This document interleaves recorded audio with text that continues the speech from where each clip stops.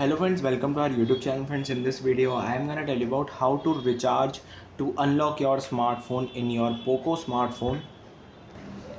Friends, as you can see here, it is SIM not found showing here. This is the Airtel exclusive Poco M7. So you have to put Airtel SIM card and you have to recharge with 299 plan. If you just directly put your Airtel SIM card and not recharge your smartphone, it will not work.